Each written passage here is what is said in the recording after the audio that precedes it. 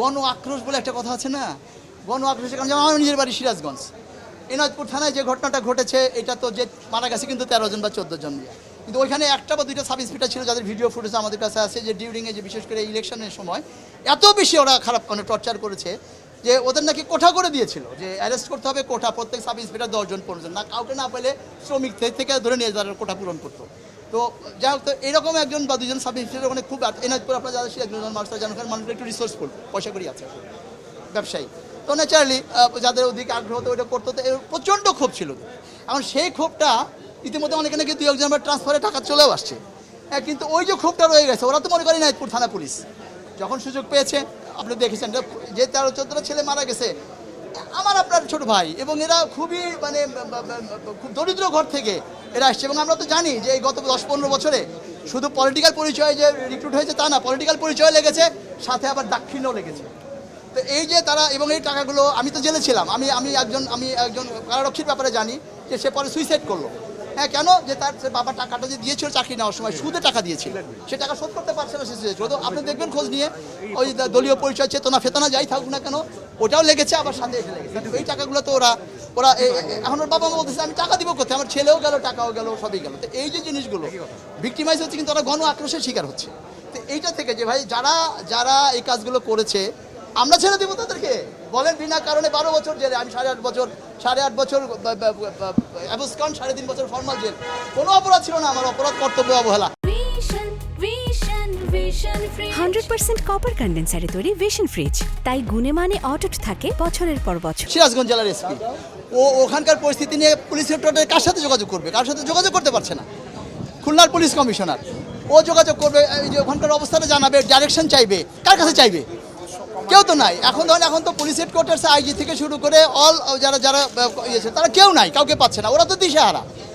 হতে পারে police commissioner নিজে হয়তো চলে গেছে, কিন্তু একজন অফিসার আছে যিনি ইনচার্জ আছে, ও বেচারা কার সাথে যোগাযোগ করবে? সে কন্ট্যাক্ট পয়েন্ট ছিল না কালকে থেকে। সেই জন্য আপাতত শহীদকে আমরা কন্ট্যাক্ট পয়েন্ট হিসাবে দিলাম, তারপরে আমরা আস্তে আস্তে জিনিসগুলো সিচুয়েশনগুলো রেস্টোর করলে আমরা আস্তে আস্তে সবগুলো আমরা করার চেষ্টা করবো ইনশাল্লাহ।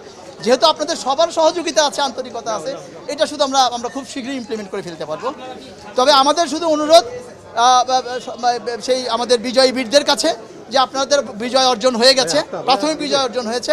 এখন এরাও কিন্তু আমাদের পুলিশের, আমাদের বিবেচনাতে 80+% পুলিশ নিরীহ এবং নিরপরাধ ছিল, যারা কিছু ক্রীড়ানকের কারণে তারা বাধ্য হয়েছে, অথবা কিছুই করেনি, কিন্তু শুধুমাত্র গায়ে ইউনিফর্ম থাকার কারণে তারা ওই গ্রুপে অন্তর্ভুক্ত হয়ে গেছে। এটা কিন্তু আপনাদেরই সন্তান, কন্যা, ছেলে মেয়ে, এটা আপনাদেরই কাজে, এদেরকে আপনারা রক্ষা করেন, এরাই আপনাদের কাজে নেবে। বিকজ পুলিশ, আপনারা তো বুঝেছেন যে যতই অন্যান্য যত আইন শৃঙ্খলা বাহিনী থাকুক, পুলিশ, থানা পুলিশ বা ক্রাইমের সাথে যারা জড়িত, তারাই আসলে মূলত সিভিলের এই কাজগুলো করে থাকে। আপনি যদি ওদেরকেই যদি বেকার করে দেন, ওদেরকে যদি নিষ্ক্রিয় করে দেন, ওদের যদি ইনএফেক্টিভ করে দেন, তার কিন্তু আমাদেরও পড়তে হবে।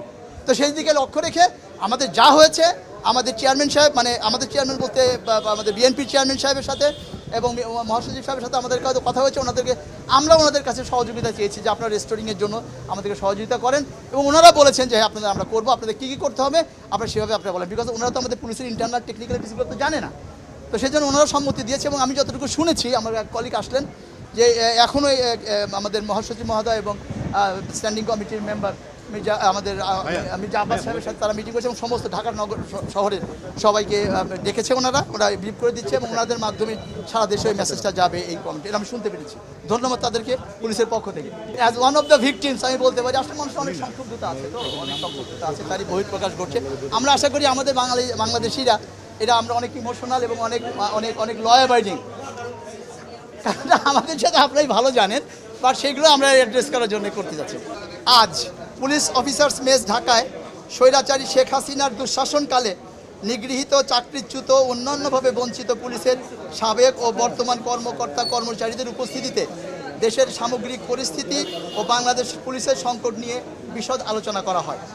আলোচনায় সারা দেশব্যাপী থানা এবং পুলিশ লাইন সমূহে পুলিশ হত্যা, অগ্নিসংযোগ, লুটতরাজ এবং ক্ষয়ক্ষতি নিয়ে অতি শীঘ্রই করণীয় বিষয়ে বিশদ আলোচনা হয়।